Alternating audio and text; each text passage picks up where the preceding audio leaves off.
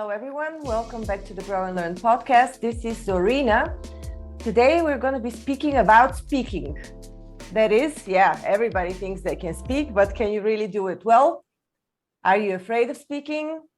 Are you more afraid of speaking than you're afraid of death, which is what statistics used to say 30 years ago? I don't know about that. I'm going to hear more from a communication specialist that I'm bringing for you today, Brenden Kumarasamy. Let me not chop this. Kumarasamy. Hi, Brenden. It's good to be here, Zarina. Thanks for having me. Thanks for joining. So before we begin, I'd like to read something that caught my attention from your bio, and it is this. I started my YouTube channel, MasterTalk, because I realized that everything I was teaching wasn't available for free on the internet. I heard a ton of advice that didn't make much sense, like be yourself or get up on stage, or better, imagine everyone in their underpants. I like that. Okay, I admit it, I haven't heard of this one. Imagine everyone in their underpants, but what should people do instead then? Yeah, What's it's a your great approach? point. And I think the reason you haven't heard it, Zarina, it's probably more of an American saying or a Canadian saying. That's probably why. And for good reason. It's good that you haven't heard it before because it's terrible advice anyways. So for me, communication, to keep it really simple, is like juggling 18 balls at the same time. So one of those balls is eye contact, one of them is facial expressions, one of them is body language. But the goal to keep it really simplistic is what are the three easiest balls to juggle? Because if you just juggle those three balls, it's going to be really easy for you to build momentum. So let's start with ball number one, the easiest one, which is the random word exercise. Pick a random word like phone, like home, like light bulb, like doorknob, and create random presentations out of thin air. And the reason you do this is for two ways. Number one is because it helps you deal with uncertainty. Life is filled with it, Serena. Like when you're meeting somebody new at a party, you have no idea how that conversation is going to go. And the second piece is if you can make sense out of nonsense, you could make sense out of anything. So if you do the random word exercise a few times a day, it'll be really easy for you to think on your feet. Mm-hmm. So that would help you once you're on stage or attempting to speak. Yeah, so what I would say, Zarina, is it really helps you with everything. So I'll give you a few examples. So one of them is let's say you get asked a question in a presentation that you don't really know the answer to, because you did the random word exercise so many times, which is much harder. Like talking about bagels is way harder than talking about something that you already know, that you're already an expert in. So you're going to have a lot less anxiety dealing with those questions and you won't be fearful. The other piece is making small talk. So we see this all the time when you meet somebody new. You have no idea how the conversation's going to go. They're going to ask you something. You're like, how do I answer this? They ask you about sports and you don't really watch sports. Like, how do you deal with that? But if you do the random word exercise a lot, it's really easy for you to think on your feet and say something that isn't too crazy when you're making small talk. And of course, the third piece you talked about, which is speaking on a stage or really just speaking in a workshop, which is the same thing in my mind, is when we're communicating and we learn how to deal with random subjects, it's very easy to prepare for presentation that we actually know what we're talking about. Now that you said this, that you gave your tip number one, the first thing to do, I remember I'm Bulgarian originally. So I went to an English language school and at some point I had a teacher in English. Her name was Miss Lyons, and she would make us write crazy essays like the camel and the moon. That would be the subject. And then you can write whatever you like. So this reminds me of what you suggested, making up just random, developing a story out of random words. So who are you, Brenden? You're based in Canada now. Are you born in Canada? What's your background? How did you end up speaking or talking about this subject? For sure, Zarina. So I'm born and raised in Montreal in Canada. And for those of you who know, Montreal is a city where you need to know how to speak French, which is a language I didn't know. I know it today, but my whole life I struggled presenting in a language I didn't know. So I never really wanted to be a speaker or a communicator or a coach. That was never the goal. I actually went to business school for accounting, Serena. That's what I graduated in, which is literally the opposite of one would expect a communication expert to do. But then what happened was when I got to college, I started competing in case competitions. Think of it like professional sports, but for nerds. So while other guys my age are playing, football or rugby or basketball, I wasn't one of those guys. I did presentations competitively. And that's how I learned how to speak. But then as I got older, I started coaching all the other students in college so they would get better at speaking. And I accidentally developed a talent in communication coaching. And that's what led to the idea of the YouTube channel. I was thinking, this information isn't really available for free. So let me just start making videos. And here we are a few years later. Mm-hmm. So what do you do now? You coach people to present better? What is your offer? You got it. So now the business is two areas. The first one is the media side of MasterTalk, which is how do we make communication free for the whole world. So that's through the Instagram content, the YouTube channel, the LinkedIn, just posting all the time to give people access to the information for free, or podcasts like this. And the other piece to MasterTalk is the coaching business, which helps sustain everything else. So a very small percentage of the people that follow me, maybe like 1% or 0.5%, they'll work with me privately. And it's not really new information. It's more the difference between going to a gym and paying for a membership and never going to the gym and hiring a personal trainer. So when you have a personal trainer and they're up at 5 a.m., you kind of have to wake up at 5 a.m. and be there. So that's what I do for a lot of my high-level execs and CEOs, yeah. Mm-hmm. So I have a lot of questions actually to ask you about communications, because I personally have read a few books on presentation. I used to struggle. I actually dealt with my anxiety for public speaking, I think 10 years ago, although I had presented 20 years ago even. But at some point it was coming and going. So I dealt with it with NLP tools, with Silva method tools, neuro-linguistic programming. How do you help people deal with their anxiety? Right. The way that I do it, Zarina, I don't think there's a right answer, by the way, or a wrong answer, because I love the fact that you used NLP and different strategies to help you overcome it. My version of this is more about acknowledging that the fear is there regardless of what you do in life. So I'll give you an example. For all of you listening to this podcast, think about everything that you've accomplished in your life. Whether it was applying for college, getting into a good school, getting married, asking somebody on a date, applying for your first job, starting a business, doing a side hustle, buying your first home, or even having a child. Did any of those things have zero fear associated to it? Of course not. Right? You don't wake up and say, I'm going to start a side hustle with zero amount of fear. You go, I'm scared, so why do you do it anyways? You do it because the motivation, the incentive of making some money to provide for your family is greater than the fear that it is associated with. Same thing with starting a business or asking somebody on a date. Oh my God, like I'm so scared of this, but I don't want to be alone for the rest of my life, so I might as well figure this out. So the motivation is greater than the fear. But we don't bring that same rationale to communication. We just go, oh, I'm scared. I'm anxious, so I probably shouldn't do it. Instead, I think the better lesson is, where's our motivation? That's why the question for me that I challenge people to think about, Zarina, is how would your life change if you were an exceptional communicator? Start to reflect on that. How would you define an exceptional communicator? I mean, there are a lot of definitions. Some say you should be able to listen, but I don't think that only listening is communicating. It's a part of it, yes. What is an effective communicator? And that's one of the big reasons why I thought I had something worth sharing. So hopefully my definition is better than what you've heard before. Mm-hmm. So let's start, what is the definition of communication? And then let's go into exceptional communication. Communication is fairly simple. How do we convey an idea in a way that achieves a specific outcome for a specific audience? So let me repeat that again. Communication is how do we convey an idea in a way that achieves a specific outcome for a specific audience. And that could mean 100 different things. That could be, how do I show up really well on a podcast so that people get inspired to listen to our message today? That could be convincing my significant other that we should have Mexican food tonight and not Chinese food. Because it's still conveying an idea to a specific audience to achieve a specific outcome, which is to get my significant other to eat Mexican food, not Chinese food tonight. And then the third piece is selling on a stage, right? Convincing people that they should buy your offer. So all of this is communication. Pretty much everything we do is comms.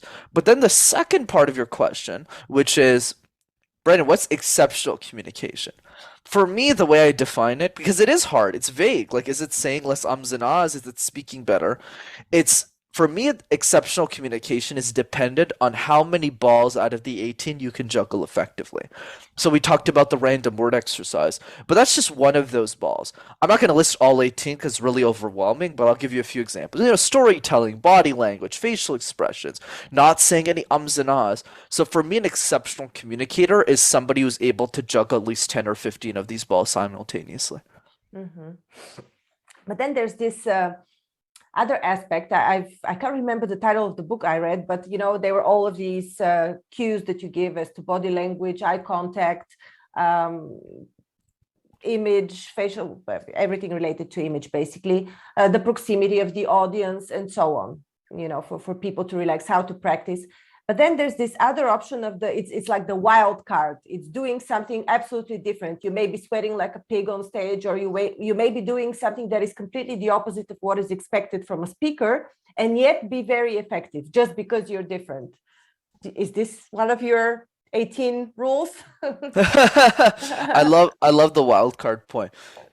So for me, Zarina, absolutely. It's just the way that I explained it is slightly different, which is like the random word exercise as an example. Because since the random word exercise is much harder than a regular scenario, your anxiety will be very, very well controlled if you've done that exercise 100 times.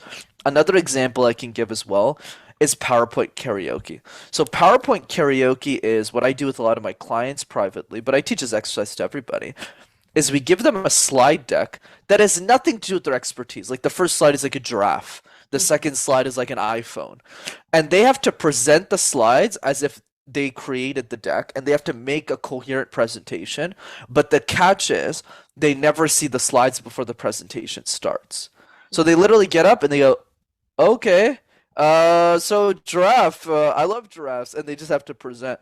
But that's 100 times harder than giving a presentation you have time to prepare for on something that you know and something that you expect. So that's the idea. For me, it's always doing what's harder outside of the boardroom or the setting so that the setting is much easier to deal with. Mm-hmm. Would you say that different communication skills are required for improvisation, which is this technique that you just shared, and for communication that is like your based on your professional background, something that you've researched yourself, you're deeply into? Yeah, great question, Zarina. So yes, so with the random word exercise, that's great. And then the other piece that brings up the question you asked is, well, Brenden, for structured presentations, for something we're preparing, is there any tips to get better at that? I'll give you a simple one that most of us don't do, and it's called puzzles. So jigsaw puzzles. You know those toys we used to play as kids? You got like 500 pieces, 1,000 pieces, you kind of put all the puzzles. So the question for all of us, Serena, is when we build a puzzle, which pieces do we start with first and why? And the answer is the edges. And the reason it's the edges is because those pieces are just easier to find in the box. Kind of pluck them out, create the outline, and then you work here in the middle. Makes sense so far. Pretty simple. Why am I bringing this up? I'm bringing this up because in communication, unfortunately, Serena, we do the opposite. We shove a bunch of content in our presentation. We get to the presentation, we ramble throughout the whole thing, and then the last slide sounds something like this. Thanks. And it's not very well done. So how do we fix this? It's very simple. Whenever you're practicing a presentation, do it like a jigsaw puzzle. Start with the edges first. Do your intro 15 times, 20 times, right? And a lot of people think 15, 20 times is a lot, but the truth is it's not, because your introduction is 2 minutes. So do that 15, 20 times, which ends up being 30, 40 minutes. That's the first piece. The second piece is, what's a great movie with a terrible ending? Last time I checked, terrible movie.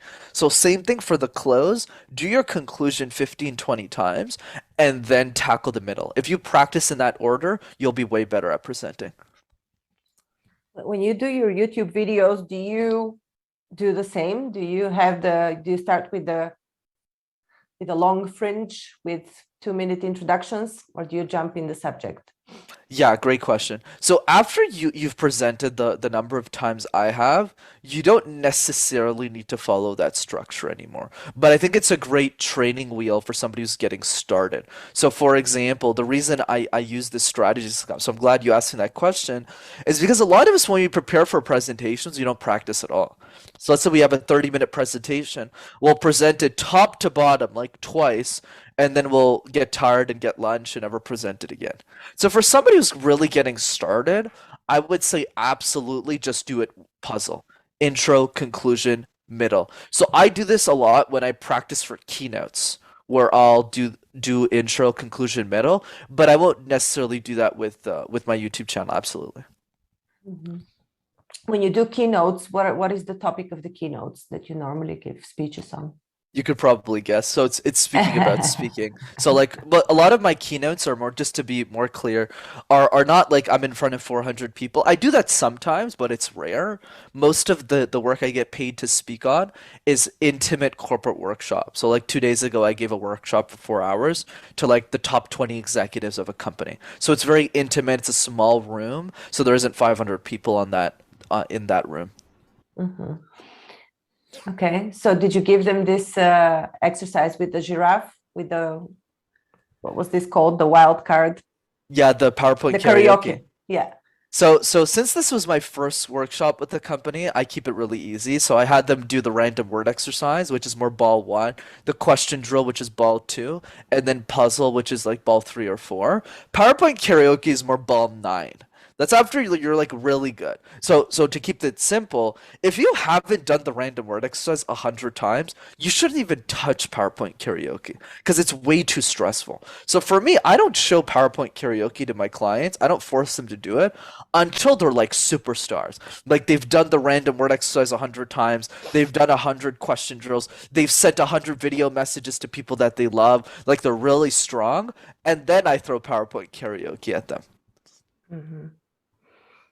Brenden, what would you say is more important, communication or knowing psychology of people or psychology in general to be able to communicate effectively? Or is this a part of marketing and sales? How do you see it? Because salespeople say, hey, we're all selling all the time. You say we're all communicating all the time. And it's both true. It's how you package it. But would you say that communication is a part psychology?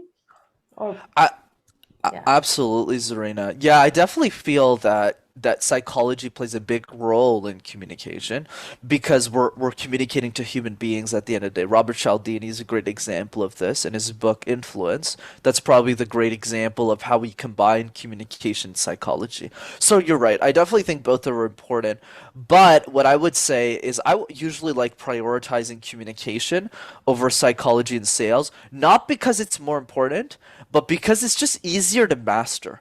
The problem with psychology is you really have to take your time to understand people, size them up, see where their eye contact goes, see where their body language goes, has an actual conversation with them.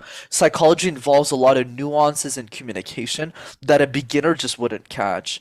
And the like I'll give you one small example of this on when I'm on a podcast. So I get very different types of hosts. Sometimes when I get on a show, they're like, "Oh my God, Brenden, like it's so great to have you." They're super extroverted. So I actually start yelling on the podcast because I want to match their energy. But other times on the other side of the spectrum, you're more in the middle, Serena. But the other side of the spectrum is, "Hey, Brenden, it's great to have you on the show." They're really shy. So I don't yell at all on that show, or else I'll break the person in front of me. So that's an example of psychology where I'm matching the energy to increase my likability. But that's like ball 12 in my calendar. So I would start with the random word exercise for sure. Very cool. So how is this helping you in your private life? Yeah, fantastic. So the way that I think about it is communication impacts, to your point, not just in your stages, right? In your businesses, it impacts your life. You know, I'm always proud to say that I live with two women and I haven't argued with them in over 10 years. And the reason is because of communication. And one specific trick that I can teach on how to do this better is boundaries. Right, so a lot of people, when we communicate with our significant others, this could be a platonic relationship, a romantic one, a friend, it doesn't matter. What happens a lot in those scenarios is whenever we convey ideas, we always say these five magical words. I need more alone time, Serena. I need more alone time. But here's my feedback on this. What does that mean? Does that mean you want to sit in a cave for 2 weeks and not talk to anybody? Does that mean you want 15 minutes in the morning to read a book? Does that mean you want to walk the dog for 30 minutes on your own? What does alone time mean? Because if we don't clarify what that means to our loved ones, it gets interpreted as this person doesn't love me. This person doesn't want to spend any time with me. This person doesn't care to be around me. So notice how one small sentence can be misinterpreted in 100 different ways. So I need more alone time transitions to, hey, I would love 15 minutes in the morning to read my book because it allows me to show up better for our family. Is that okay with you? And notice how when you do it that way, you have no problems. Mm-hmm. And now speaking about the two women that you live with, knowing that you're a communications expert and that you use communication to your advantage, do they not feel intimidated by that, or that you're playing tricks on them, or whenever you're communicating? Right. So the two women, just to make sure I'm clarifying this, is my mom and my sister, right? Just so people are aligned with me, because they might think something else, because communication is important. But the other piece, not really. And the reason, Zarina, is I'm not giving speeches in front of them, right? I'm not saying like I'm a better communicator. So in those settings, it's more about matching energy, listening, keeping eye contact, smiling while listening, being present. Those are the areas that are really important when you're mastering interpersonal relationships. So for example, like I don't go up to my sister and tell her like all the different keynotes that I signed this week and all the interviews. I just focus the conversation on her, right? Because I don't want to make it about me or else it gets boring really fast because I do the same thing every day. So I go like, how was your day? Like what's one big lesson you learned this week? And I just listen to her and we watch TV. So yeah. So what role did they play in you developing your communication skills, your family? They play a massive role. I think the family is your greatest teacher because you can get away with anything with strangers, right? Like, we'll do a podcast episode. I could give a couple of answers, but there's no accountability after. It's not like, well, I'm not really paying attention to what Brendan's doing in his personal life. I just like the fact that he showed up on this podcast and he shared knowledge. And it's also true when you're big and famous, right? I was listening to this interview with Steph Curry the other day, one of the best NBA players, and he said it so well. He said, like, in 10 years, no one will really talk about Steph Curry, but his family will always be there. So how you're treating your family really matters because they see you 24/7 all of the time. When there is no camera, when there are no lights, when you're not being interviewed, how are you showing up in those areas? And I've made a lot of mistakes in my life in that way, and I've gotten better over time. I meant while you were growing up, when you were developing these skills before you went to university. I'm just supposing here that you had some predispositioning towards speaking already at a younger age. Usually people show up their aptitudes early on. So what role did your family play in developing these skills that you now have? Or would you say I learned everything when I set my mind to it and I studied this? That's a fascinating question, Serena. Thanks for that clarification.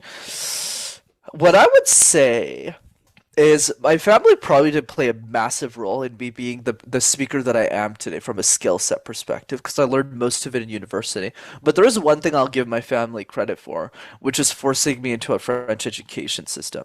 I didn't want to go to French school because I didn't know the language, but my parents really forced me to do that because I needed to know French or else I wouldn't be successful in Montreal. You just can't do business here if you don't know the language, or you're going to do a lot less business. So for that reason, I sucked at communication most of my life. But that became a gift because later in my life, when I got really good at it, I could empathize a lot more with a lot of the people I ended up working with whose English is not their first language, a lot of them, who want communication support. So it's easier for me to reach the masses. So that's where I think my family played a big role. And the other piece is they didn't throw labels at me. So one of the things about me is I have a left arm that's crooked, as you can see on the screen here. So because of that, I was always really intimidated whenever I'd speak because people always look at my arm. They don't look at my face whenever I talk. but my family never assigned that label to me. Oh, you have this physical disability, you never do anything with your life. They never told me. They just treated me like everybody else. And I think that was a big confidence boost early on. Those are the two answers I'll come up with right now, but I'll probably have to think more about that for sure. Okay. No, but I can understand how the language barrier can be a significant showstopper for a lot of people. Did you overcome it simply by learning the language, or what is the way to get around this? Yeah, for sure. So the way that you overcome this is definitely learning the language, but there's a simpler framework we can implement, which is, let's say you're giving a speech in a second language, which for most of us is going to be in English. The first part is to write the speech in your native language first, regardless of what that language is, whether it's Spanish or Hindi or Mandarin, write it in your first language, because you understand the vocabulary and the culture of that language. So start there. That's the first step. The second step is to translate that speech into English in the your best way. Do it the best that you can. Use a Google Translator. Know some of the words, translate it. The third step is the most important though. It's called the vocab test, the vocabulary test.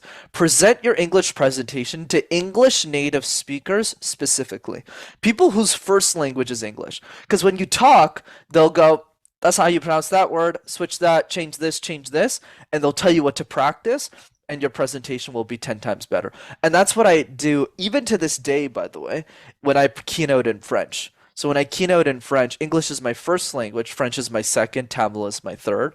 So whenever I keynote in French, I take my English presentation, I translate it into French, and then I ask French native speakers to help me out. That's a really good tip. Is there something that I haven't asked you, or that you want me to ask you today, that you feel like expressing just today? For sure, Zarina. I think the most important thing for today is understanding ball number 4, which is the best way to speak is to speak.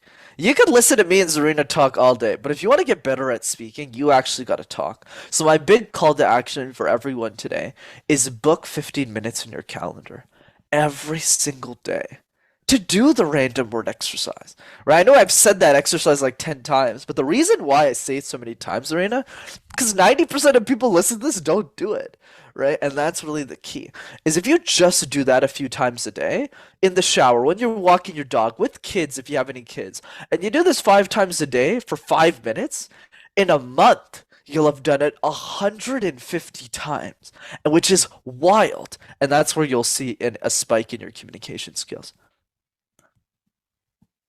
I think I missed the task, because you said 15 minutes a day, but in a month you would have done it 30 times. Right. So the reason, yeah. So let me rewind. Okay. So book 15 minutes a day, right? But you could do it for 5 minutes. But the idea here is to just do the exercise 5 times every day. Okay. So that in a month, 30 days later, 5 times 30 is 150 times. Right. That's the... Okay. Yeah, I know the math can get complicated. There's so many numbers being thrown around. At some point, it didn't make sense to me, but what do you mean 15 minutes? Okay, yeah, now it's clear. Okay. Well, thank you so much, Brenden. Where can people reach you? What's your social media? Absolutely. What can they learn from you on social media? For sure, Zarina. So there's 2 ways to keep in touch. The first one is the YouTube channel. Just go to MasterTalk in one word and you'll have access to hundreds of free videos on how to speak. And the second way to keep in touch is to attend one of our communication workshops that is absolutely free, and that's a lot of fun. And a lot of people come to that call. 8-year-olds come to that call. CEOs of big companies come to that. And so if you want to join, go to rockstarcommunicator.com, and I can't wait to see you at the next one. Awesome. Thank you so much for all the tips you shared with us. It was a real pleasure. Likewise, Zarina. Super fun. Thank you. Thank you for listening to Grow and Learn. We hope that you found our podcast informative, engaging, and inspiring. Our mission is to help you keep growing and learning, and we hope that our conversations and insights have provided you with practical advice and useful perspectives. If you're looking for personalized support and guidance to help you achieve your personal or professional growth objectives, I offer a range of services to help. As a trusted management partner and mentor, I work with businesses in the process of transformation, looking for new streams of business, as well as M&A. With an extensive professional network of experts and mentors, I can bring on board the right person or team based on the specific needs of the company I'm working with. To learn more about the services I offer and how I can help you achieve your goals, visit my website at grownlearn.org. You can also reach out to me via email or social media. I'd love to hear from you. And if you enjoyed this episode of Grow and Learn, please subscribe to our podcast and leave us a review. Your feedback is important to us and it helps us to continue to create content that is relevant and valuable to our listeners. Thanks again for listening, and we look forward to sharing more insights and perspectives with you in the future.